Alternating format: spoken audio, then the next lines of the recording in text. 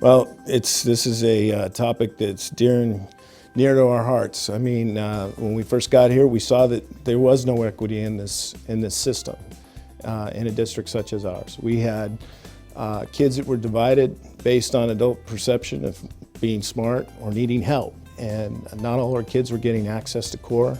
There wasn't an expectation that kids could do work that was more rigorous, and as a result, you had data that was hovering around 58% graduation rates, not a very high completion of A through G rates, and not a lot of kids going to college. If you were part of the select group of kids that were identified as GATE or able, then you were placed in a plastic bubble and you got some support and you moved on.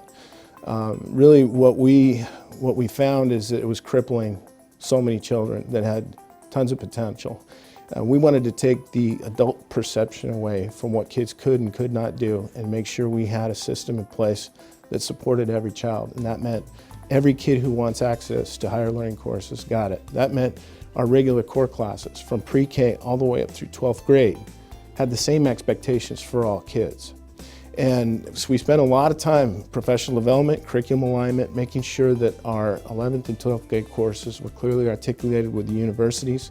We had professors from the university meet with our 12th grade instructors to look at what a piece of writing looks like for a freshman in college. Because if we're not preparing our kids for that, we're missing out on a lot. And that's really how we started the conversation and made sure that we were adamant that every kid had a chance to go to college if he or she wanted.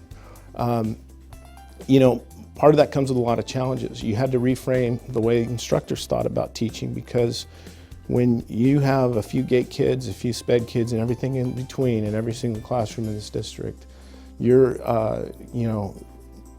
having to change the mindset of teachers that all kids can do this for one, but also differentiate in a way that you're supporting all kids and being strategic about some of the strategies that kids need additional help. So we design what we call a 50-50 plan. All of our kids have whole group instruction for 50% of the time. Then they're broken up into similar groups and likability for 50% of the time. And we worked on that for a couple of years. And when we started to see the data of what we were doing and why, we knew our work was paying off. Linwood Unified, when we had API, was the most improved district in the state of California 2 years in a row by virtue of our API scores. No one in a comprehensive district with over 6,000 kids had the growth we had in those 2 years. And we attribute it to the fact that we raised the expectations for children, and we had a plan in place to monitor their progress. We sub out teachers after every common assessment in this district for at least 2 periods.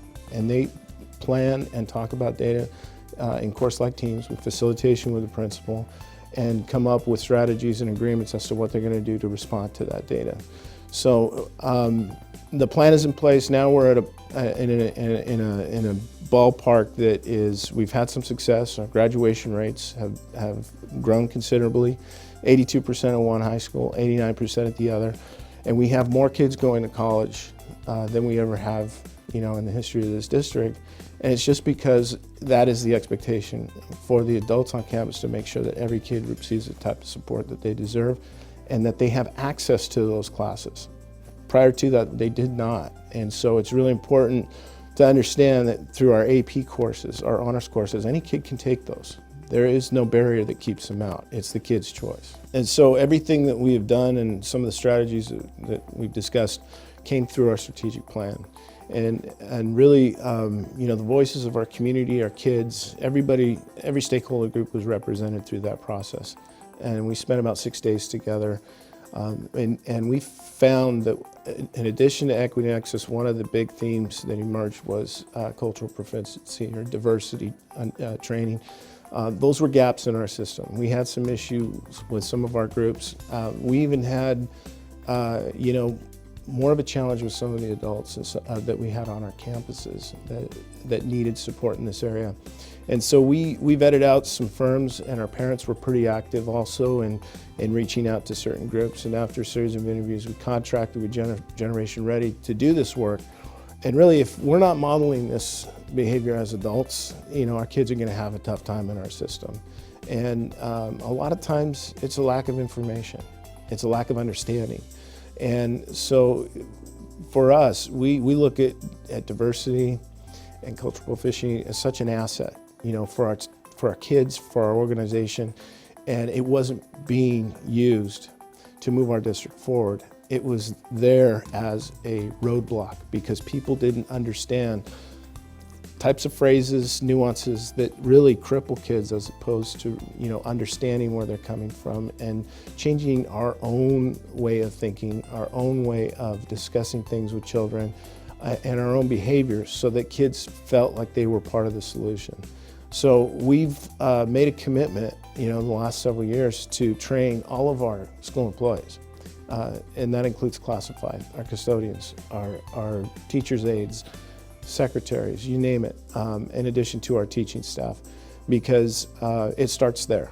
And that if our folks and our adults out on those campuses aren't modeling this and setting the example, we don't have a chance in making it the kind of impact we want on our children. And in addition to that, we've offered this service to our parent groups as well, so that they have a better understanding and can reinforce those principles when they talk to their kids at home.